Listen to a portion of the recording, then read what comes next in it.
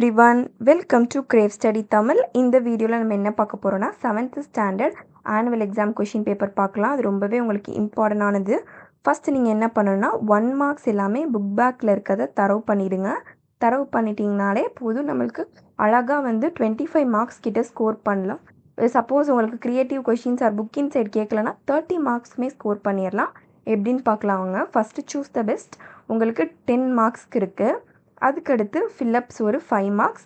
Same thing book பேக்கை follow பண்ணுங்கள். அதுக்கடுத்து ட்ரூ ஆர் ஃபால்ஸ் ஒரு 5 மார்க்ஸ். ஓகே, இதெல்லாமே மார்க் பண்ணி படிங்க. அதுக்கடுத்து match the following and analogy question 5 marks இருக்குது. ஓகேவா? டோட்டலாக இதிலே நீங்கள் என்ன பண்ணிடலான்னா ஒரு 30 ஸ்கோர் பண்ணிடலாம்.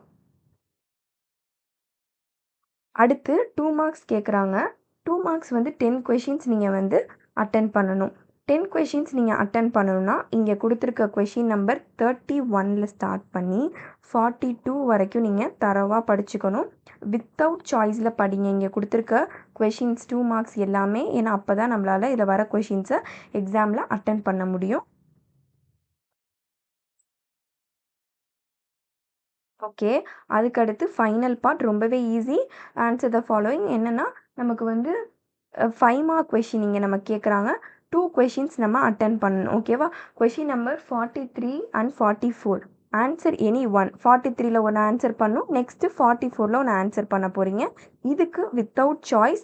சேம் திங் 4 கொஷின்ஸையும் நீங்கள் தரவாக படிச்சுக்கணும். ஏன்னா கண்டிப்பாக இந்த 4 கொஷின்லேருந்து வரும் நமக்கு.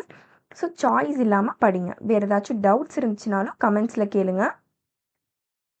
ஆல்ரெடி நீங்கள் படிச்சிருப்பீங்க சம் கொஷின்ஸ்லாம் டெஸ்ட்டுக்கு. ஸோ அந்த கொஷின்ஸையுமே சேர்த்து படித்து வச்சுக்கோங்க. வரும் அந்த கொஷின்ஸும் மேம் சொன்னது உங்களுக்கு உங்கள் ஸ்கூலில்.